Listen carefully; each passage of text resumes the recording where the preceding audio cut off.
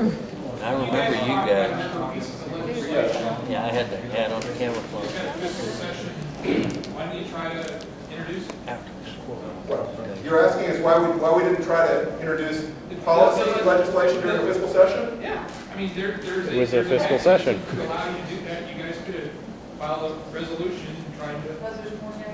Well, as you're probably aware, there's tremendous institutional resistance. And it was a fiscal session. Policy measures during the fiscal session. Because we had our first fiscal session of all time, I think that there was a widespread consensus that we were going to try to stay away from non-fiscal measures, just because we weren't really even sure how this fiscal session was going to work out. So we certainly do plan to introduce policy measures during the policy session, but you're probably aware that the policy measures that were introduced during the fiscal session were few and far between. In fact, you could certainly make an argument that, and I believe our Speaker of the House did make an argument that the only measures that were introduced and discussed were, in fact, fiscal measures. Some of the things you talked about aren't fiscal matters? Well, I mean, Brian can take that, but not. I mean, I think that they are by and large policy measures because they involve more than just changing the budget. Yeah, I think they're policy measures. Yeah. You said that Beebe's performance in the self-care debate is AWOL. That's right. That's right. Yeah.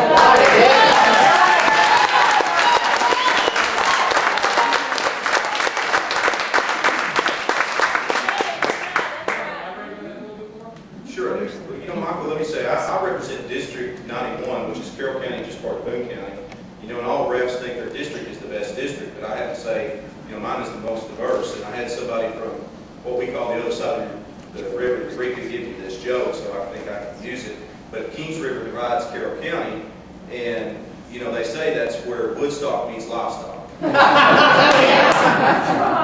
I want to tell you, Michael, in our past history, I'll ask you, I don't run away from questions. And I feel like in my district, even though I'm going to make a lot of people mad and taking sides an issue, my constituents, even the ones that didn't vote for me, even the ones that didn't feel the same way I do an issue, deserve the respect to know how I feel.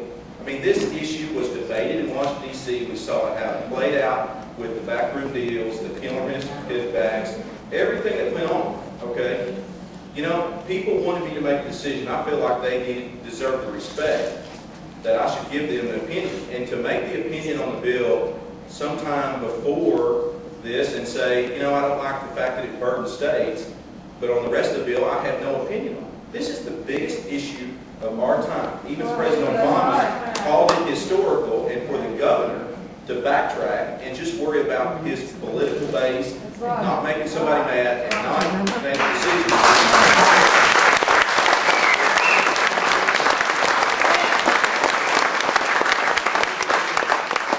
Disrespectful to the people on both sides of this issue. That's right, yes. Excuse me, sir. Do you think if you would have stated his position, it would influence any votes? It doesn't make any difference. You're the elected official. We knew during this process that some of the things in it were going to put more burdens on the state. And as the governor, as a state representative, as a state senator, as an elected official, you deserve to give people an answer on a bill when you know the answer. Now, the governor, I have 3 years political experience, and maybe I'm not experienced enough to duck questions.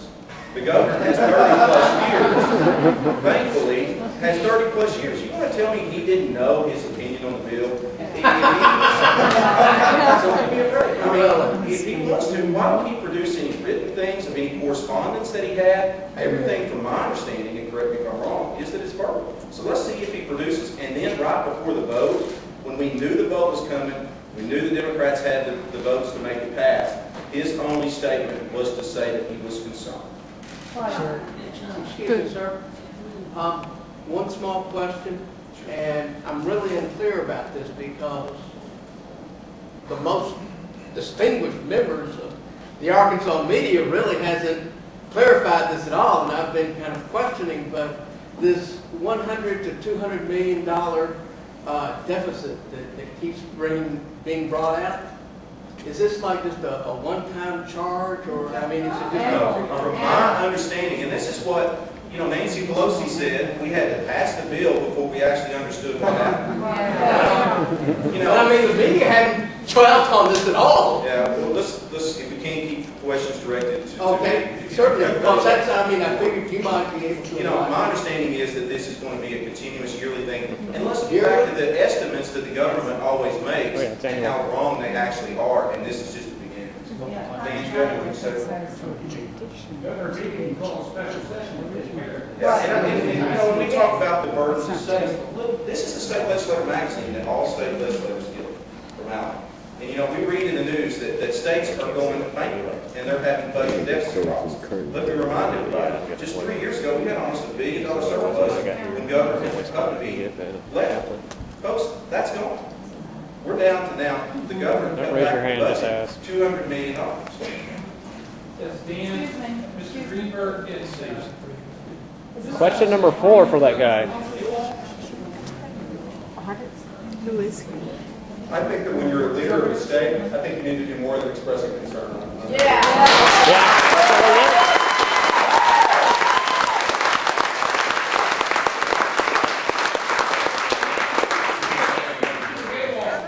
Excuse me, is this a long interview with the media? Or Let's, the audience if we don't, for structural reason, let's answer a few questions from the media, then we'll open it up for just a few more questions from the audience, and you'll be first. Thank you.